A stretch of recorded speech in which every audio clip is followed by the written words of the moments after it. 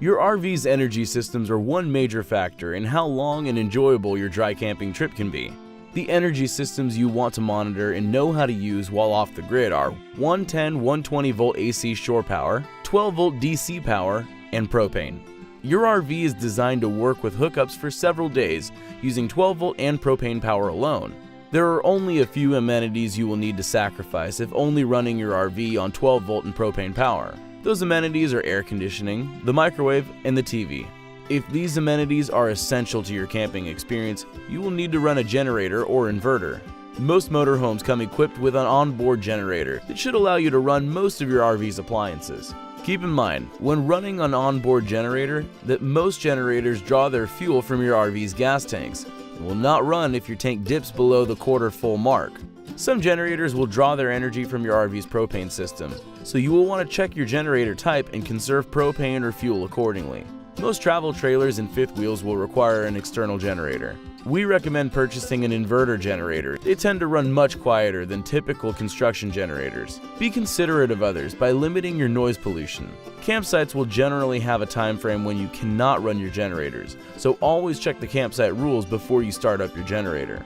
Inverters are another way to run your RV's 110-120 volt appliances while off the grid. They convert your 12 volt DC power from your RV's battery to 110-120 volt AC power. Inverters can run your batteries down quickly, so they are best used either sparingly or in conjunction with a generator. Power ratings for both generators and inverters are measured in watts. The wattage rating can be a limiting factor in what you can run on those devices. You can convert wattage to amperage output by dividing the wattage rating by the voltage. Using this formula, we can figure out that you will need 3,600 watts to run everything you could on a 30 amp service and 6,000 watts for a 50 amp service. If you plan to do a lot of dry camping, solar power can be a great additional source of energy. Solar panels harness the power of the sun to charge up your batteries, but will require an inverter to be used with any 110-120 volt appliances.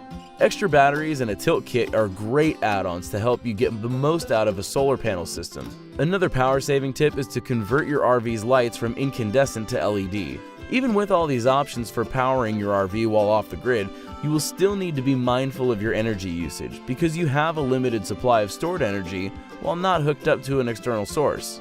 A properly managed energy system can add days to your dry camping trip. When you are hooked up to a shore power connection or generator, your RV's power converter is constantly charging your 12 volt batteries. Without another source charging your batteries, every 12 volt appliance in your RV from the thermostat to the lights will be draining your batteries. This is why it is important to know how long you can run your batteries. Most batteries are marked with an amp hour rating. Let's say you have a battery with an amp hour rating of 100 amp hours. This means that a light that draws 1 amp would take 100 hours to completely deplete a fully charged battery. Discharging your battery below 50% will start to damage your battery. This means that you will only have 50 hours to run your 100 amp hour capacity battery before damaging it. So if you are running high amperage drawing appliances, such as your refrigerator and water heater, through your inverter, your RV's batteries will not last long. Luckily, most RVs have the option to run your refrigerator and water heater on propane power. However, if you are dry camping in winter when you will need a furnace to heat your RV, you may want to limit the number of appliances you run on propane. Between heating, cooking, and other propane appliances, running out of propane can easily end a trip early. So knowing how to measure your propane use and conserve accordingly is essential to an extended stay off the grid. In order to know how much time you have left with your propane supply, you will need to calculate the BTUs available to you and compare it to your usage. Each gallon of propane has about 91,000 BTUs of potential energy. You can multiply the amount of propane you have by 91,000 to get the number of BTUs available. Then divide that by the sum of all active propane draws to get the approximate time you have left with your propane supply. Refer to your RV's owner's manual to find the hourly BTU draw for each appliance you run. With a limited supply of propane, conservation is a must. You can cut down on your propane use by cooking all your meals before you head out and reheat them as you camp. You may also want to consider running a portable electric heater to conserve propane. However, be sure to turn it off when you are asleep or away from your RV to avoid starting a fire. In case you do run out of propane, it is also a good idea to know where the closest place to buy more propane is. How you position your RV in relation to the sun can also help you be energy efficient while dry camping. Parking under shade will help your AC and refrigerator run efficiently. If you cannot park under shade, try to position your RV so the side with your awning is in the direct sunlight. This will allow you to use your awning to create your own shade. Using shade in combination with windows and fans can greatly reduce heat in your RV if you cannot run your AC.